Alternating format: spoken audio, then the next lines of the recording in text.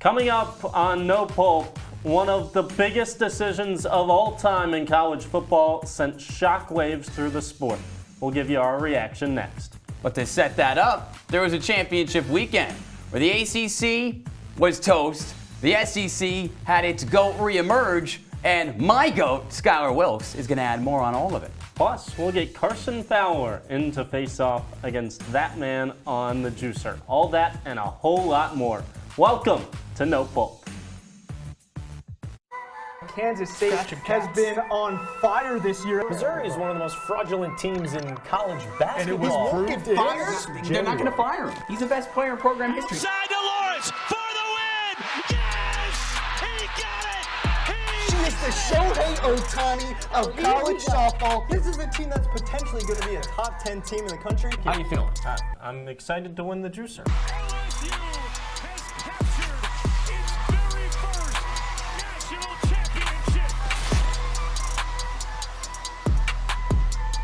Hello and welcome inside the CitrusTV studio. I'm Andrew Selover. He's Ian Nicholas for No Pulp. And Ian, the College Football Playoff Committee has existed since 2014 after the move from the BCS Championship. And here in 2023, that is the 4-team playoff that the committee selected. 1 seed Michigan, 2 seed Washington, 3 seed Texas, 4 seed Alabama. Most notably leaving off undefeated ACC champion Florida State.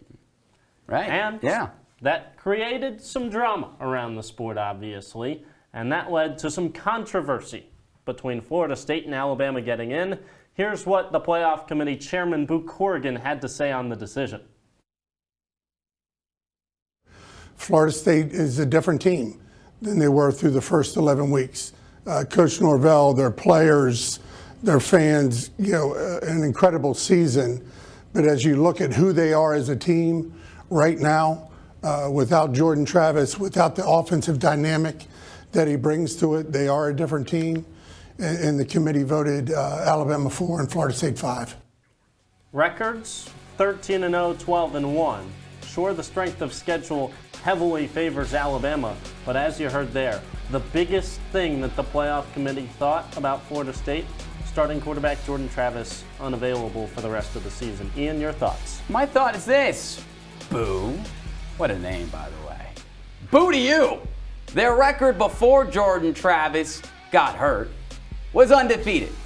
The record after he got hurt was undefeated. I don't care if you don't care that you've never left out a Power 5 champion. But Florida State and those young men, as Booger McFarland put it best over the weekend, did everything they could to make the playoff and should be in. And do I understand that they would have gotten boat raced? 100%. Would it have made the best product? No, it would not. But it is a playoff. Andrew, I think of this. I know you're not a big NFL fan. Yeah. But I saw this take circulating around social media. I'm not going to claim it as my own, but Eagles 2017. Carson Wentz gets hurt late in the season. MVP candidate quarterback. How did their season end? They go to the playoffs. They went to the Super Bowl and won it with the backup. Now, I'm not saying it should work that way in college football, but what I am saying is there are 21 other starters out on that field that earned it, and Mike Norvell has every right to be irked by it. But here's my thinking. When you look at the criteria that the playoff committee has been given, Criteria. Yes, but when you make a decision as a committee... What do you mean given? They make the criteria. Correct. But the criteria was invented in 2014. It's not like this is a new revelation in 2023. This is the criteria that they are supposed to make their decision on. And if you look at number 4, other relevant key factors such as unavailable of players and coaches. Oh my gosh. It's Andrew, but it's why in is the it in 2023 that we see this all for the first time? No, this is not the first time that we've seen it. Well, this is the first time that it's gotten this tense. This is the first time that the bottom section of that has been this important. Here's my thinking. I agree with you. I think Florida State should be in the playoff. My thing is, you can't take it out on the selection committee because they made the right pick based on this criteria. No. Yes, they did. Bill Hancock made up a lie this week.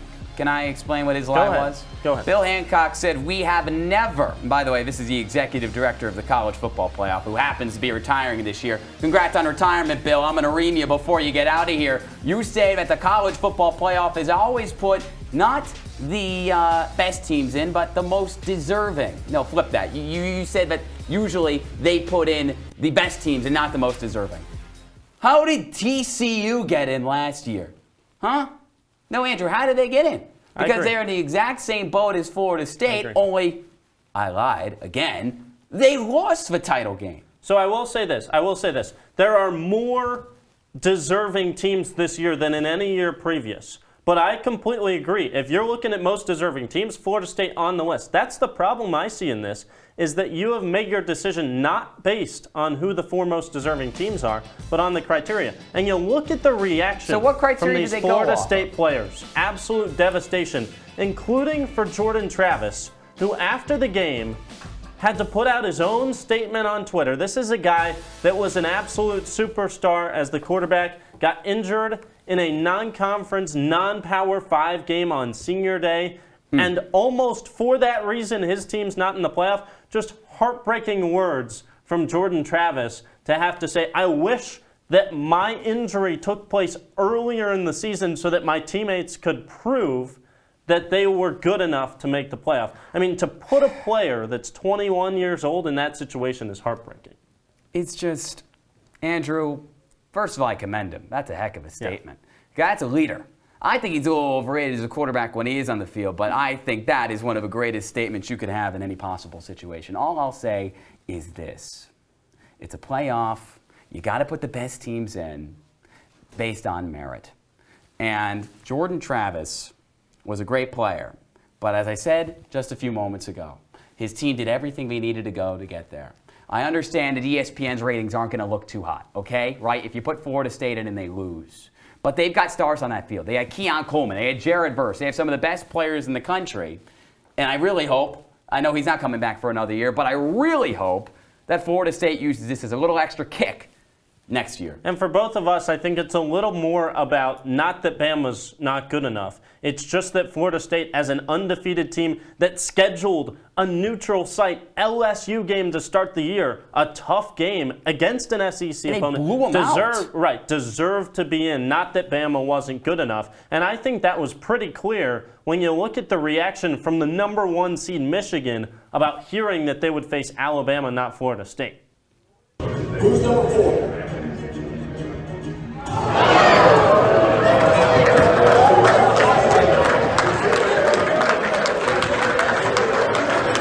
So when you hear that, Ian, I think it's pretty clear that everybody in that room and maybe across the country thinks that right now Alabama's a better team. But we're on the same page here. It shouldn't be who's best, who's most deserving. And best is subjective. Most deserving is far less subjective because look at some of the conference championships.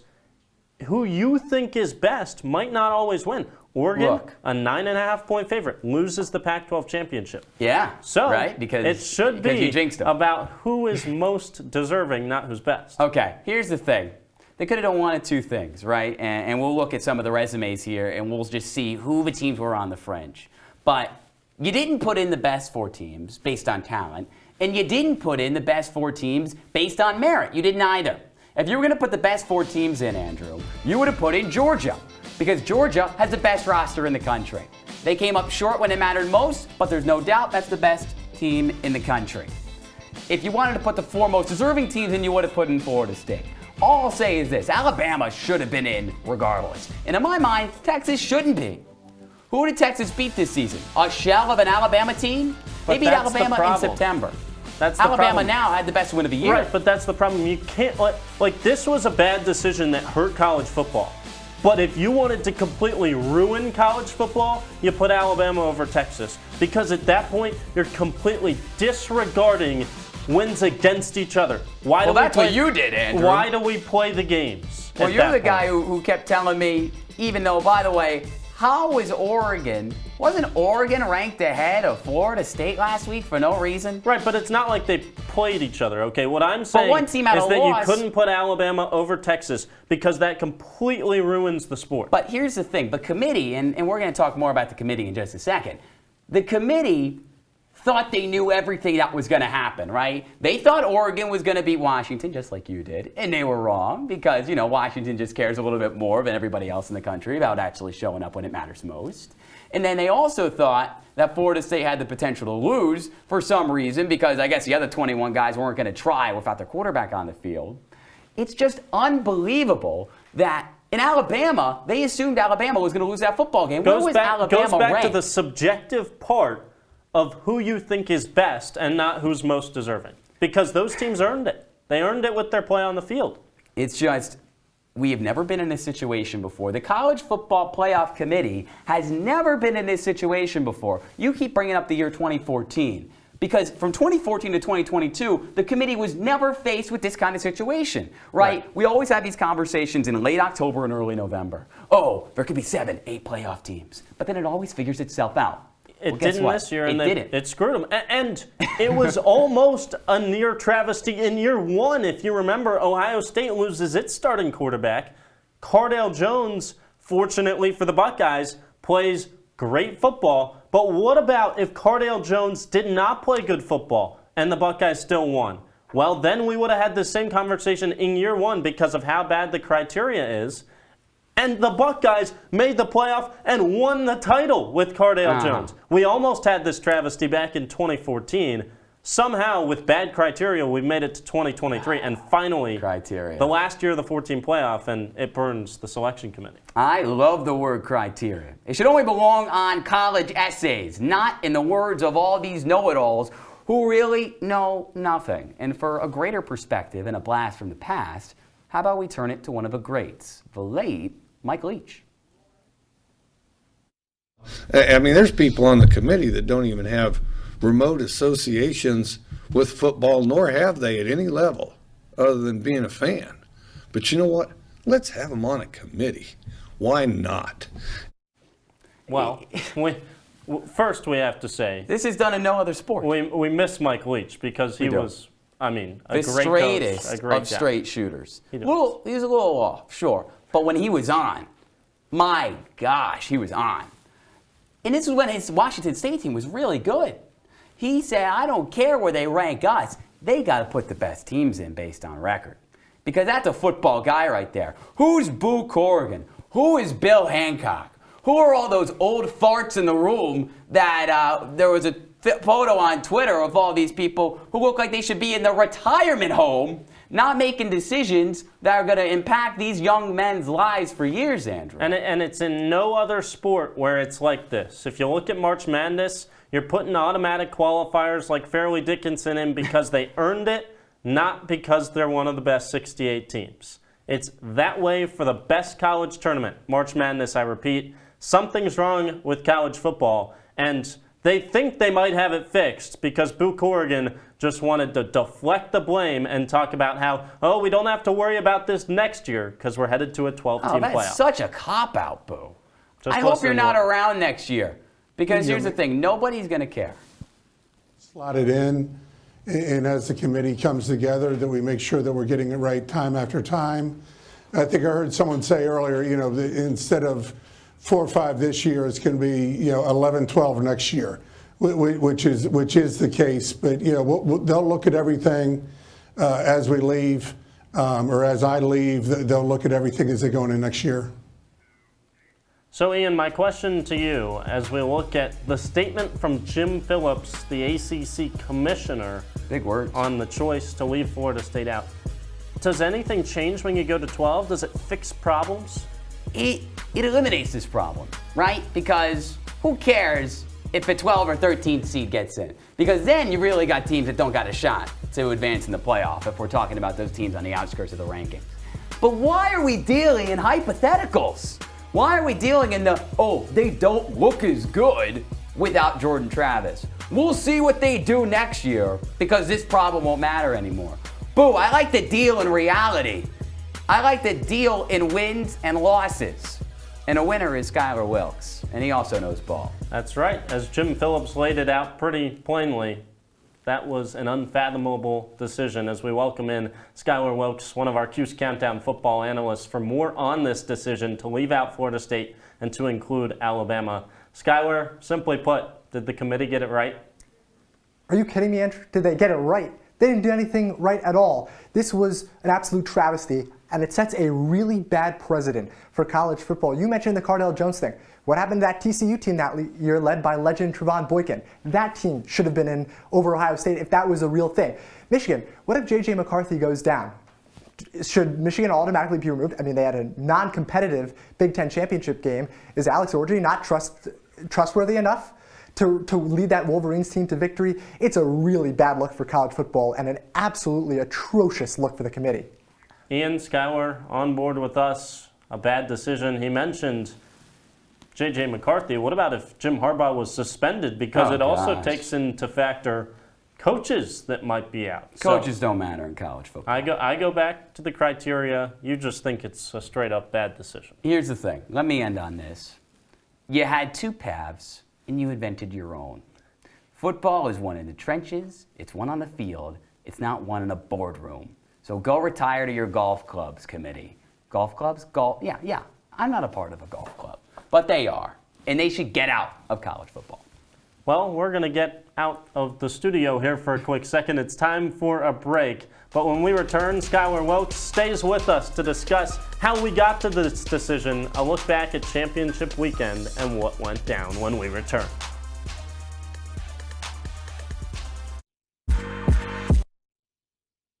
When I was in foster care, I never knew when I would have to move. So I always had my suitcase ready to go.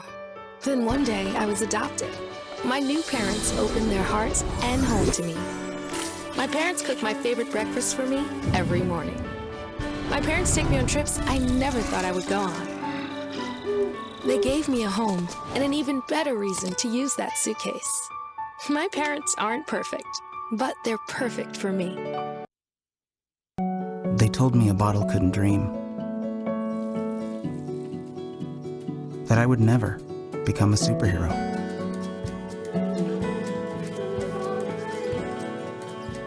But I learned how to fly. Just to come back in a new disguise. And be the hero that I've always wanted to be.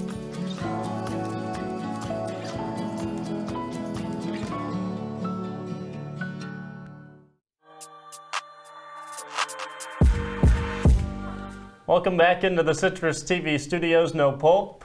I'm Andrew Selover. He's Ian Nicholas. Skyler Wilkes now joins us at the desk after we broke down the College Football Playoffs Committee's decision to put Alabama into the playoff and not Florida State. I think we've calmed down a little bit, so we can take a look back at what led to that decision this past weekend, championship weekend. Got started on a Friday night in the final championship game in Pac-12 history, in basically a play-in game between Oregon and Washington. Right, and Oregon was favored by 10, right? 9.5. So they won the game? They won the game, Andrew? Oregon did not win the game. They lost by 3. Well, a reasonable person would have picked Washington, right? A few weeks ago when Andrew and I were in the studio. Andrew, who'd you pick? The Ducks. There's major concerns right now. So you don't care at all about the head-to-head? Right? You're just throwing that out the window? But I want to make sure the people at home know you don't care. If Oregon plays Washington again, Oregon's going to win the football game. All right. Well, when they play them again, Washington's going to be undefeated, and they're going to win the Pac-12 championship. All right. I like how they put me in black and white, painting a funeral of my prediction as Oregon fell to Washington 34-31 in Sin City, Las Vegas. The Ducks had 2 cracks at the Huskies. 2 quacks or 2 cracks? Both. But honestly, the first one a whole lot closer, even though the score, both losses by 3 points.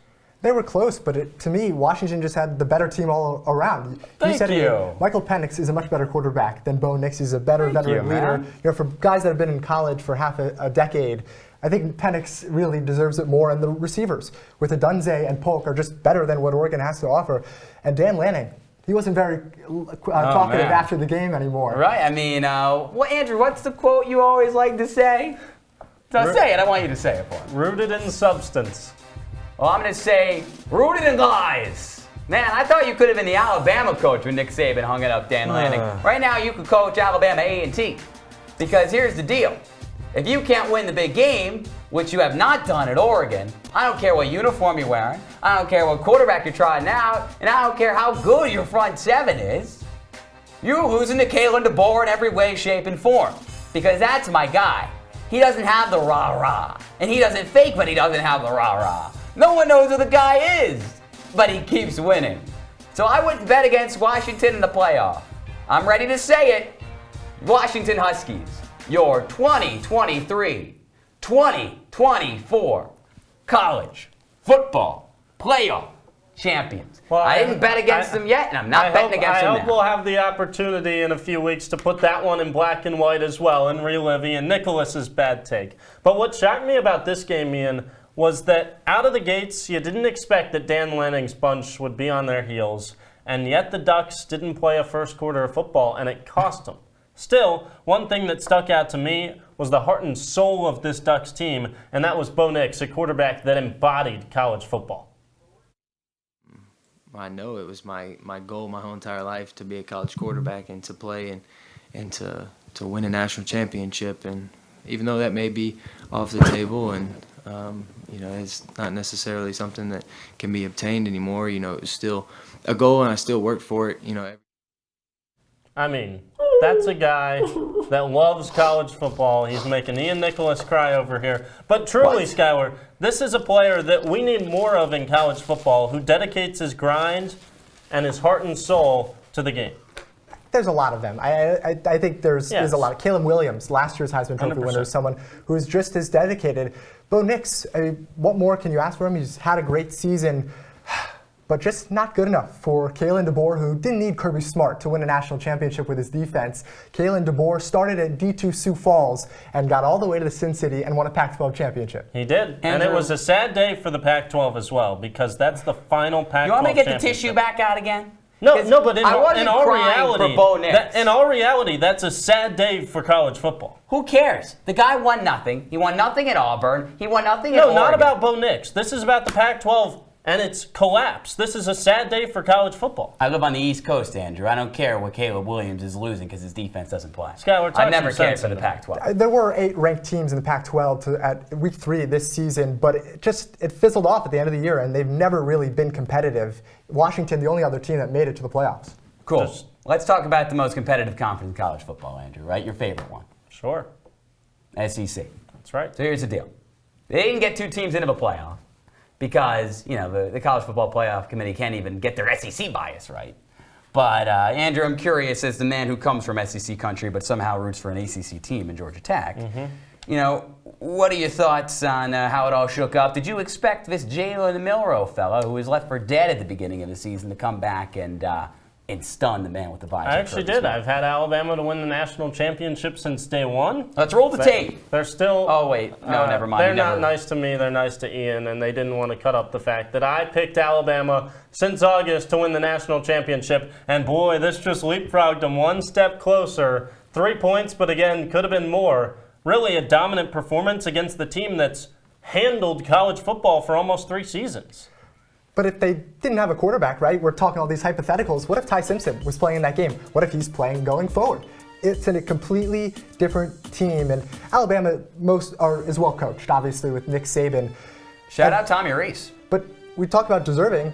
Georgia deserves to be in the playoffs over Texas probably because that win looks pretty legit. I don't know about that one. Come on. I think that Texas has a great quarterback and a good coach, but they beat a nobody to get into the college football playoff, correct? They beat Oklahoma State, and their win against Alabama might look a little better now, but we all know, if we have eyes and ears, that Alabama stunk in September, and that win doesn't mean as much.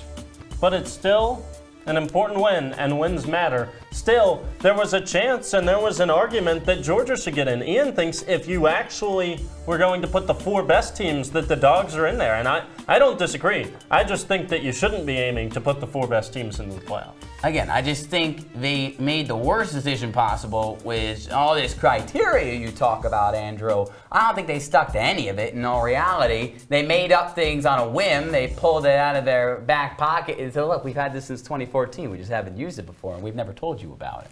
So, look, Georgia didn't deserve it this year, let's be honest, but if we're going off the criteria and off what Mr. Bill I'm retiring in a few weeks said, yes, Georgia should have been in.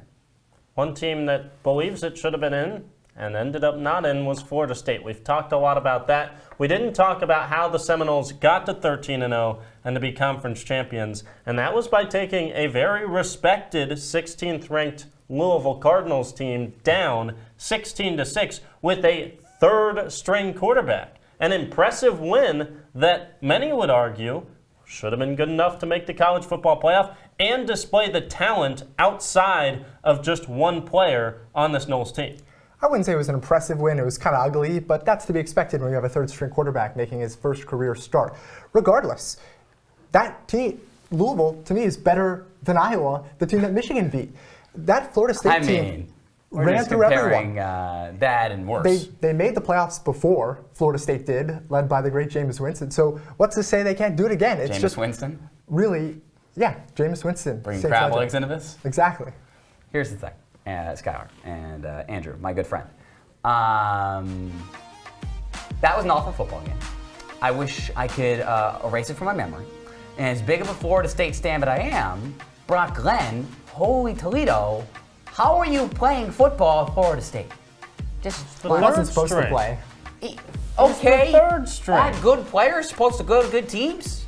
I mean, yeah, but we can't recruit four-star or five-star quarterbacks to any one school these days because they transfer. Right. Yes, every transfer quarterback and their mother is in the portal. I just think that you said well-respected, Andrew, and everybody knows well-respected is just code word for bad. But here's the thing. Do you know what the SEC's winning percentage was this year against the ACC? Sub 500. It was a down year for the SEC. So Kirby, I say this to you. Your conference was worse than the ACC this year. But it just means more down there, don't it? Especially to the College Football Playoff Committee. So it's a shame that they don't like math. I don't like it either. I almost failed out of a math course recently. But the point is, look at the numbers. Look at the criteria you care so much about. Or don't, when it doesn't work in your favor. Well, one thing that I would counter that with is the argument that maybe 7 teams in the ACC won out, possibly, as near as next I want year. out now. When you look at the ACC standings at the end of this year, every team that has a star next to its name, yeah, that means that they've talked about and been rumored as wanting to leave the ACC. And maybe this selection committee's decision should just add fuel to the fire, Skyler. It doesn't have to, because look at teams in the past. Clemson is the second most playoff appearances of all time, and that's an ACC team. Florida State has made the playoffs at an ACC team. One of Notre Dame's ridiculous appearances in the playoffs was coming out of the ACC.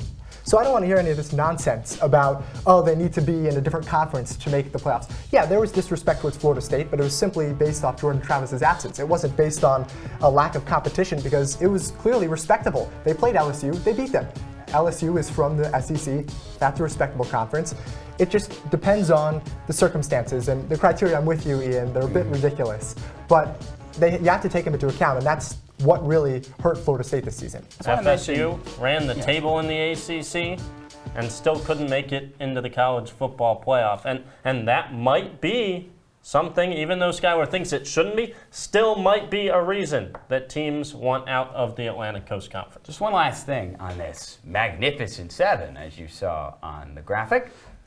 I feel like a couple of those teams shouldn't be in that conversation. It's like the cool kids at the lunch table in high school, and then you've got, like the one sucker who's like, oh, I'm cool now, guys, right?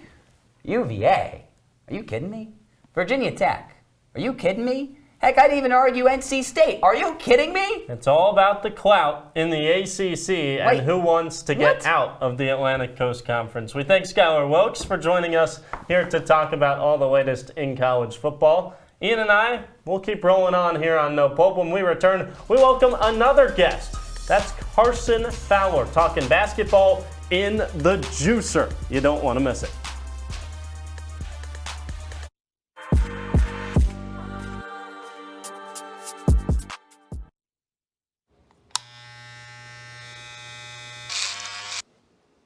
You've messed up your son's haircut. Mom?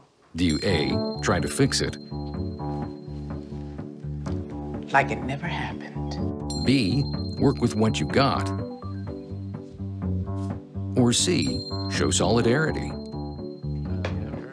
Thank you, baby. As a parent, there are no perfect answers. But you don't have to be perfect to be a perfect parent. Thousands of teens in foster care will love you just I see you mobbing over her. Let's go. Let's mob. Let's crawl. Let's crawl. Let's crawl. Hey, yo, we mobbing. Come on, girl. Let's crawl. Hey, yo, let's crawl. Hey, yo, let's crawl. Hey, let's crawl. Hey, yo, let's crawl. Look at you. You're at the top of your game. You're unstoppable. Nothing can throw you off track. Wait, is that your car? Uh-oh. Yeah, I saw that coming. That will throw you off track. You're looking at around 10 grand in fines, legal fees, and increased insurance rates. Let's try this again. Smart move. Because buzz driving is drunk driving.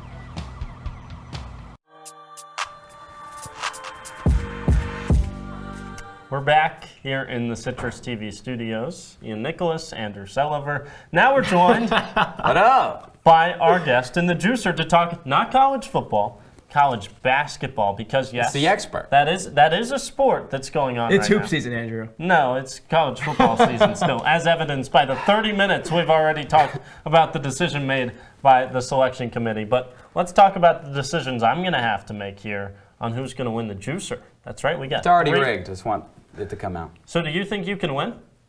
It's going to be an uphill climb. I'm facing the Nick Saban of Do you have college confidence basketball. in your picks? Elite confidence. Okay, that's all that matters. Okay. 3 questions, college basketball focused. I'll give each of them a chance to answer, and then we'll pick which one I think is the best question here in live time. First one to 2 points. Well, you're the winner. Ian, we'll start with you. The most impressive men's college basketball team to start the season so far, about 8 games into the year. Rock? Hawk? Jayhawk? Is that how it goes? I'm not from Kansas, but I can tell you they win. I can tell you Bill Self wins. And I can tell you they've got the best win in the country because didn't they beat the defending national champions in UConn? The answer is yes. So look, they lost the game. I understand that. I don't know who you're going to throw at me, but this team's already beaten not 1, not 2. You see it, 3 wins over ranked opponents. They're first in that stat in the country. This team is clicking on all cylinders. They've already fought through adversity. I don't like Hunter Dickinson off the court, but on the court he's pretty good. He's impressed me a lot. He's playing with that Michigan, I don't give a you know what I'm going to say attitude. And UConn's really good. And I really love, Carson, that the best teams are going at it early in the year, and Kansas had a chance to prove me right. Carson? Ian, the question was, who's been the most impressive? They have the most impressive win. Kansas started the season ranked number 1. Now they're ranked number 2. My team is ranked number 1 now, and that's the Arizona Wildcats. That's because Purdue stinks. Started the season ranked 12th. This is the best team in college basketball. Undefeated, top 5 in scoring, assists, rebounds, point differential. This is a great basketball team. They won in Durham back in early November. Duke is awful. A 27-game home win streak Andrew snapped Selover by the Wildcats. They also beat a really good Michigan State team. Not to mention your win you said against UConn. Kansas trailed by 7 points at half in that game. Who cares? 6 They won the players game. averaged double figures for this Wildcat squad. They're led by UNC transfer Caleb Love. Not to mention, the scoring comes from everywhere. Caleb Love. That's enough. Arkansas win also. We don't sucked. care what the score is at halftime. Arizona was up by 5 on Colgate at the half. What an emphatic 5. And you got to play to your host. Who have they beaten? Michigan State and Duke. All right, Michigan State doesn't matter. They're not ranked. Duke. Thank you. Who has Duke? Wait, what is it? It's Who it's has January, Who has it's Duke February, lost to? it's March, and then Who has Duke lost to? That's right, Georgia Tech. No good wins on the resume. It doesn't matter what the ranking is. It matters who you've beaten. Boom. And that's why the answer and the point goes to Ian Nicholas for a big win over UConn. 1-0 to the host. That screen looks good up there. It does. We flip As over it to the should. women's side. most impressive women's team to start the year, Carson? The South Carolina Gamecocks. This is undeniably the most impressive women's college basketball team. The number one team in the country. 4 100-point wins already this season. 3 of those against Power 5 ranked opponents. And we talked about ranked wins, if that's what matters. This team's already beat a really good Notre Dame team by 29. They beat a Maryland team who's fallen off a little bit. They're 6-3 at this point. But by 38. You snuck that in there. 38 points speaks for itself. Not to mention this team is top 10 in the scoring offense. They're top 5 in scoring defense, as 6 rather. Like I said, 3 ranked wins. Sure. This is the best team in women's college basketball at South Carolina Gamecocks. Okay, sure. If South Carolina was in the ACC, they'd be the best team in the ACC. Everybody knows people try to pump up the ACC like it's something, but talk to me when Olivia Miles is 100% healthy, and we'll see how. Who do you pick? I'm picking Iowa. You don't bet against Caitlin Clark. And look, they lost the game. I understand that. Except the national championship, though, right? When they lost to LSU. I'm sorry, it's this season. Stop. It's this season. Your point. You gave me the point already? Thank you, Andrew. No, your point for your argument, sir. They had the most impressive win of this season in women's college basketball. Just like Kansas beat UConn, they beat another Final Four team from a year ago in Virginia Tech with one of the best players in the country. Who just got thrashed by LSU. And here's the what? Okay, Angel Reese, that was an unwinnable game. Oh, please. The Angel Reese return of a court game. This guy thinks that I'm just going to give him a point without him making an argument. Who have they lost to? Kansas State, but then they beat Who Kansas South State, Carolina which nullifies that loss. Nobody. And unlike Arizona, South Carolina has actually beaten good teams. Thank you. Disagrees. And so Carson Fowler ties it up. I'm going to throw my pen too. It's 1-1 coming down to the last point in the juicer. We go back to Ian. We can pick men's, women's, whatever you want. I make the graphics for the show. If I lose. The best conference. Stop talking. The best conference on either side right now in college basketball. Oh, here's the thing. It was the Big 12 before they messed around, in the men's side, that is. It was the Big 12 before they messed around and added a juggernaut, and now it's the Big 12 all day long. Kansas, BYU, Texas, Baylor, all ranked, and they added Houston. And the Houston football team blows. That's why Willie Fritz is going to have to pull off a miracle with them. But the Houston basketball team, as Andrew tries to search for his pen, because he's like, how am I going to point to Ian here when he gets the point? 6 teams inside the top 25, but the most important part is the one in parentheses. 3 inside the top 10. They have 3 teams that can win a national championship, and we all know the women's game is loaded at the very, very top. So sorry if I spoiled a little bit of where Carson's going, but we all know in the men's game, you have 3 teams in the top 10. Any of them can win the national championship. Go ahead. I got my pen back. You've got a great argument. The Big 12 men's basketball conference is a great pick. It's probably the best conference in men's basketball. But this was both men's and women's. Oh, wait. You said 6 teams ranked in the top 25, 3 of those teams in the top 20, in the top 10 rather. I've got a conference with 4 teams ranked in the top 10. You can do and it's math. the Pac-12 in women's basketball. By far the best. Like you said, 6 AP top 25 teams, just like the Big 12. Why are you smiling at me? Stanford, I told you it was USC, rigged. Colorado, and Utah sits at 11. Almost 5 teams in the top 10. Not to mention, we're talking about depth here. The best college basketball conference, you're going back to depth. They have no teams below 500. Oregon is their worst team, and they're 4-3. Every other team's got more than 6 wins. Who cares This is about far Oregon? and away the best conference in all college basketball. Do not give him the point for the Ducks. Against ranked teams this year. Andrew the has Big to think for 12 them. is 5-7 against the best teams in college basketball, and 3 of those wins are from Kansas.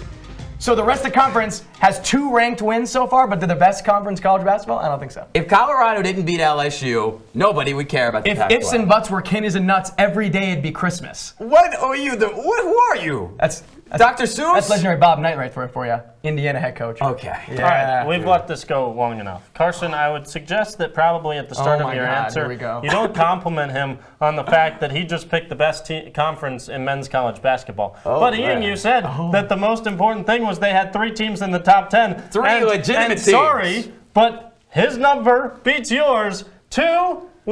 It's Carson not Fowler. always about the size of a number. A juicer winner.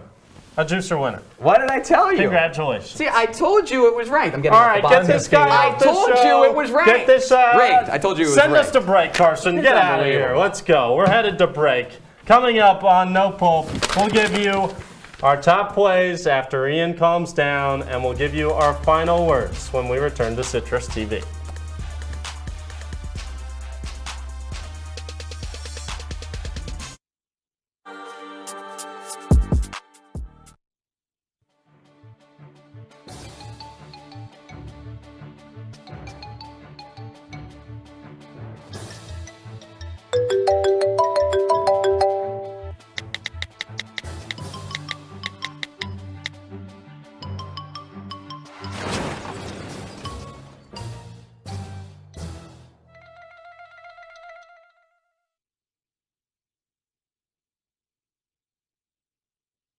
There's one thing you can never have sex without.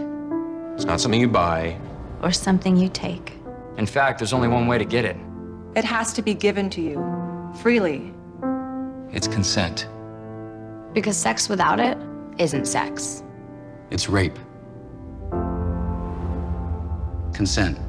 If you don't get it, you don't get it.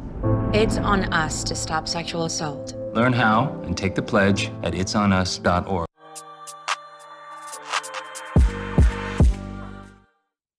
Welcome back into the Citrus TV studio. I'm Andrew Selover. We're also joined by Ian Nicholas as he recovers. He's in a bit of shambles after losing the juicer to Carson Fowler. But nonetheless, it's time to show you my play of the week. And to do so, we send you to North Alabama University. We'll stick with college basketball. Look at this. A block on one end by Damian Forrest. And on the other end, go ahead, Josiah Fulcher, throw it down, young man. A windmill almost. Get another look at this. Lions against the Golden Eagles in Florence, Alabama. And the Lions win by 15 thanks to that incredible play. Wish I could take the rest of his show off, but I signed a contract to do this. So I'll do it. I'll show you a winner, unlike Andrew Selover and really Carson Fowler, because it was rigged. We're going to take you to Vermont. They were playing Yale in men's hoops. You're probably wondering, Ian, I don't care. You're going to care. I've only covered one game like this before. It was the New Canaan Rams against the Stanford Black Knights in 2018. This was comparable. Vermont was down 5 with under 4 seconds to go. And then you foul the three-point shooter. You don't do that. You do not do that. The cardinal sin. Ice in his veins. TJ Long will never have to buy another beer in his life. It's a heck of a win. I'll give you that, Vermont. It's time for my final word here on No Pulp. Some of you at home might have been wondering as you sat back on Sunday, watched the madness unfold of ACC teams trying to figure out what bowl games they were in. How does this all really work? I'll tell you. 82 bowl spots. And what happens if you don't have 82 bowl eligible teams? Well, you figure it out. And that's what they did this year. There were only 79 bowl eligible teams. So Jacksonville State, James Madison up from FCS to FBS. Everybody's been complaining all year about James Madison needs to be in a bowl game. Yes, the Dukes are playing Air Force in the Armed Forces Bowl. So that's 2 of the 3 open spots. And guess what? I've got a perfect idea for the final one. You know what? 5 and 6 Army plays 5 and 6 Navy this weekend in the classic Army-Navy game that's a week after everybody's conference championship. So yeah, let's put the winner of this game in a bowl game. Oh no, let's not, because they don't need to be in a bowl game. Instead, we'll put Minnesota in a bowl game because they have a higher academic progress rating than every other team with 5 wins. Come on, get it right. Very hard to mess up anything involved with Army-Navy. But still, somehow, college football always finds a way to mess it up. Speaking of which, athletes mess things up. Coaches mess things up. But the media, and I guess I'm included in that too, can't go after these athletes after they bring them up. My example is this. Angel Reese was on top of the national stage a few months ago. She was the biggest name maybe in all of sports after LSU's win against Iowa. And look, does Angel Reese walk and talk like every other traditional athlete? No, but that's what makes her her. And I'm going to argue that the media has done very similar things when athletes don't walk and talk the same way that the traditional coach and player does. Lamar Jackson, Deion Sanders, Angel Reese. It does not take a moron to understand some connecting of the dots. And I think that everybody should appreciate them a little bit more, Andrew. Give them a little bit of slack, especially when they make a mistake. It's unreal. Come on, let them be great. A great message to finish out a crazy 45 minutes of No Pulp. With Ian Nicholas, I'm Andrew Selover. On behalf of all our producers, we thank you for joining us and welcome you back anytime to No Pulp.